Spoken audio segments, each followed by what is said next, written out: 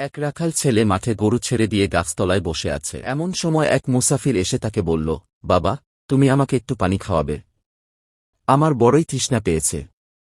রাখালটি মুসাফিরকে নিজের জন্য রাখা পানি খেতে দিল। পানি খেয়ে মুসাফির খুবই খুশি হল। যাওয়ার সময় মুসাফির রাখাল ছেলেটিকে একটি মন্ত্র শিখিয়ে দিয়ে গেল। তুমি কেন বস? আমি তাহা জানি। তুমি কেন বস? আমি তাহা জানি। আরও বলে গেল, তুমি মাঝে মাঝে এই মন্ত্রটি জোরে জোরে আওড়াবে। হয়তো তোমার কপাল ফিরতেও পারে। সেই হতে রাখাল ছেলেটি যখন তখন এই মন্ত্রটি আওড়ায়।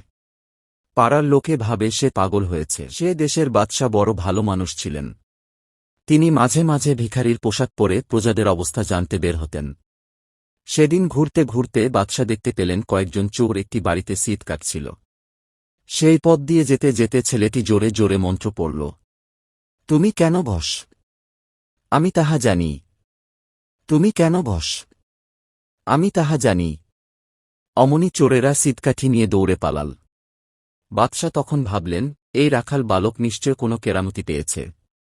তারই ফলে সে চোরদের সকল খবর জানতে পারে। রাখাল কেমন করে কাহার নিকট হতে এই মন্ত্রটি শিখেছিল তা বাদশাকে জানাল। তারপর বলল, আমার আর কোনোই কেরামতি নাই।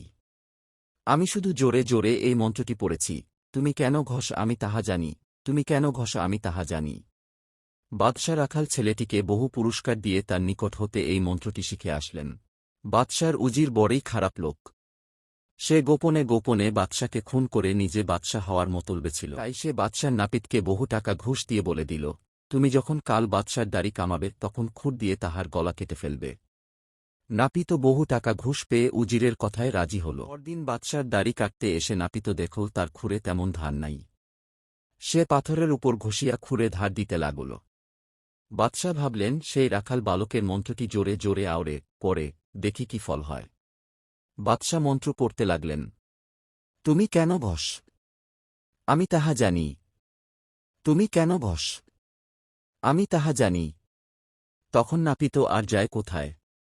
সে ভাবল বাদশাহ তাদের গোপন কথা সবই জানতে পেরেছেন।